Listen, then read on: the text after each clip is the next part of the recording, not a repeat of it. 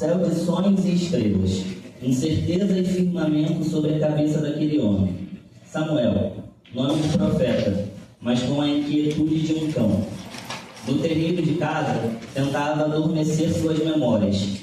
Insônia desinfeliz ou devaneio acordado? Lembranças que rasgam o véu do tempo, uma infância vivida no coração do sertão nordestino. Filho, vai encontrar o seu destino, dizeres que ainda ecoam ao pé do ouvido. No fundo, sabia que teria herdado de Marinha, sua mãe, os olhos pequeninos e também a coragem. Vitalina mal falada, aos olhos do povo desonrada, mas aos olhos de Deus a sua vida se assemelhava ao calvário vivida de outras tantas Marias. Abandonada por um rosto sem nome, desceu à sepultura levando consigo a esperança de quem nunca deixou de acreditar. Sem muito entender, Samuel esfregava a vista e enxergava. Era a vez da fera em pessoa num enlace com a noiva beata. Desfelicidade do passado, o vazio, a desesperança. O que a vida queria lhe dizer? Não era lá um homem de muitas crenças. Era difícil continuar acreditando. Tinha apenas uma esperança, o relicário que ganhou de manhã. Estavam ali Santo Antônio, Padre Cícero e São Francisco, a tríade sertaneja da fé. Era a lembrança da promessa. Antes da partida, ela pediu que acendesse uma vela aos pés de cada um, como quem quisesse pagar uma antiga dívida, agora herdada por Samuel. Peregrinar até a caridade talvez fosse o único jeito de encontrar as respostas sobre o seu passado. Levando na mala a saudade do ontem, o jovem vaqueiro partiu sem saber do amanhã.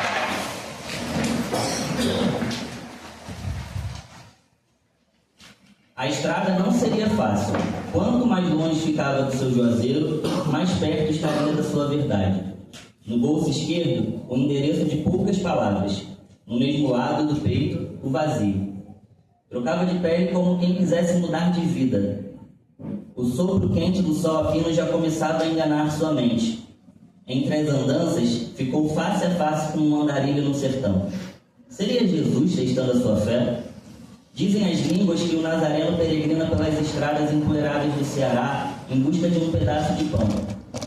Ao adentrar a escuridão, viu seus próprios medos refletidos na figura do cramulhão. A imagem sem rosto que sempre teve do seu pai, a dor sem nome, o abandono. Vá de reto, coisa ruim. Enfrentou os assombros, os monstros de que ouviu falar quando criança. Quase teve um passamento no coração. Nessa história mal contada, até a mula perdeu a cabeça. Ameaçou rezar, mas lembrou da descrença que ele tomava. Naquela afobação, adormeceu, viu clarear o dia. Lembrou do tempo em que sonhava ver o mar, para saber se era mesmo verdade essa história de que a água era salgada. Naquele instante, tudo era miragem. Diacho, o sertão virou mar. Entre paisagens e visagens, dias e noites, Samuel andou tanto que em algum momento desacreditou que um dia pudesse chegar. Olhou para os lados e avistou. Caridade. Talvez fosse exatamente o que ele precisava. Sua chegança gerou o maior zum-zum-zum. Era uma ruma de gente amontoada nas janelas das casas. Eita povo fuxiqueiro. Também se falava de um santo sem cabeça. Ou seria de uma cabeça sem santo? Muitas são as tentativas de explicar esse caso, mas a verdade é que talvez só Deus saiba o motivo de tamanha peleja. Histórias que só poderiam acontecer no Brasil. Esteve em frente à casa de sua avó, no velho endereço, mas viu a porta de seu reencontro com o passado se fechar. Já era noite, precisava descansar. Brilhos no céu estrelado anunciavam os festejos do padroeiro. 13 dias de devoção para o famoso santo casamenteiro. Na igreja matriz, barraquinhas, esvotos e anjinhos. O traje colorido das crianças se misturava às bandeirolas que caíam das estrelas. Era junho, mês em que a reza se fazia par da festa, o arraiado povo. Como podia aquela gente acreditar tanto? O cansaço não lhe dava muito tempo para pensar. Ao avistar uma gruta silenciosa, deixou o corpo repousar. Mal sabia ele que era na cabeça do santo que o seu sono fazia morada.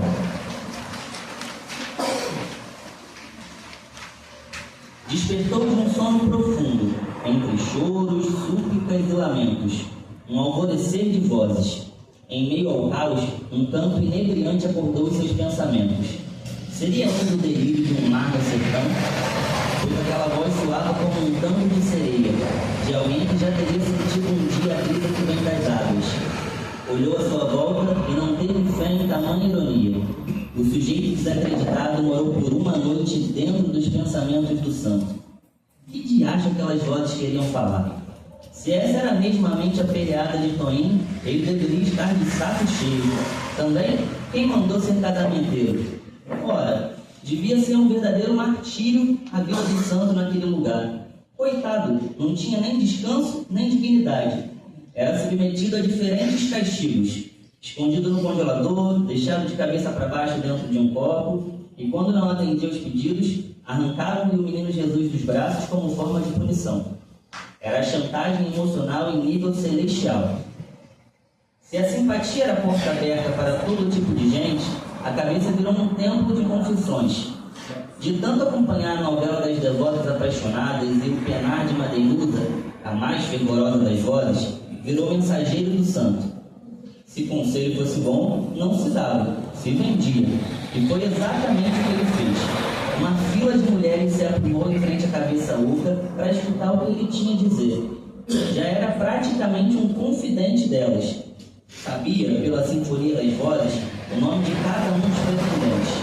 E juntando a fome com a vontade de comer, organizou casamentos como quem orquestrava um milagre.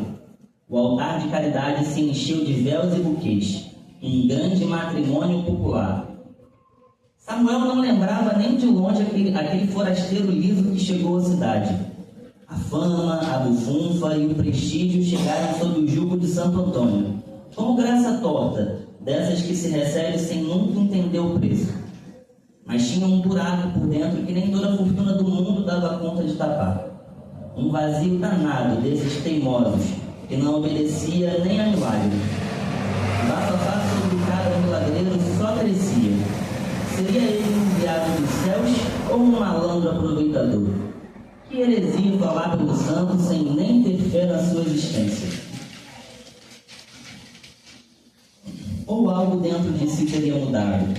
Numa tomada de consciência, sentiu-se um grande pecador. Naquele dia, não fez atendimentos na cabeça. Greve do santo. Estava decidido a deixar tudo para trás e voltar para o seu velho Juazeiro. Subiu ao serrote e estava ali de frente com a estátua descabeçada. Procurou o Padre Inciso, o milagreiro, lembrou da infância em sua terra natal. Viu São Francisco, o beato pregador, e foi como se passasse de novo por Canindé. Sentiu a presença de Marinha e uma paz foi se espalhando no peito, feito chuva boa caindo em tempos de seca. Ali, no silêncio da própria alma, entendeu que aquela velha dívida enfim estava prestes a ser paga. Quando enfim se ajoelhou aos pés de Toinho, acendeu a última vela e desabafou sobre as sombras do passado, até ser surpreendido por uma voz. Perdão, meu filho. Oxe, agora o santo queria falar? Esfregou os olhos, custou a crer e viu um senhor cabrunco sair de dentro do corpo. Eu não queria ter te abandonado, Samuel. Continuou a falar. A besta-feira agora tinha rosto. Manuel, seu pai. É tudo culpa minha. Revelou que, muito tempo atrás, mandou construir a cabeça maior do que deveria. Foi quando o filho abandonado percebeu que aquele era, na verdade, um cabra escramuchado, carregado de culpa. E foi como se, enfim, se libertasse das injúrias do passado. Jurou nunca mais voltar ali. Era a hora da partida. Samuel tinha se desfeito de tudo que conquistou com a ajuda do santo. Estava livre para voltar para casa, sua terra. Os pés se viraram para a estrada quando ele ouviu novamente aquele canto de sereia como ombro. Voltou atrás e finalmente encontrou o rosário. Reconhecia aquelas palavras: despedida, coração, mar, saudade. Entendeu ali que nem toda saudade precisa ser triste. O coração livre das sombras o fez abrir os olhos para a fé e a crença no amor. Lembrou de cada pedido recheado de devoção, da fé esculpida pelas mãos dos artesãos. Preces de barro, peito de couro, sonho talhado em madeira. O que um dia foi maldição para a cidade se transformou num grande símbolo de devoção. Você é o meu milagre, Rosário. O milagre mora nas escolhas miúdas e nas grandes travessias, no amor que a gente decide sustentar mesmo quando tudo é terrível, no perdão que desata nó antigo e devolve a esperança. Mora nas tradições que mantêm o povo de pé, firme como o chão do sertão, reinventando suas existências onde parecia não haver mais nada. Mora nas histórias que seguem sendo contadas, histórias de gente teimosa, de gente que luta, que cai e levanta, que acredita, apesar de tudo, em dias mais bonitos, mais justos, mais vivos. Samuel entendeu que também fazia parte disso, que sua caminhada não era só dele, mas de muitos que vieram antes e de tantos outros que ainda viriam depois. E que os milagres, estes moram na nossa coragem. Coragem de fazer diferente, de desafiar o destino já escrito, de romper com o que aperta e não deixa avançar. Coragem de explicar o próprio coração, mesmo quando se duvida que ele ainda mora no peito. Coragem de partir, de recomeçar e até mesmo de ficar. Um povo que acredita é livre para sonhar, e o tempo de sonhar é em cima da terra.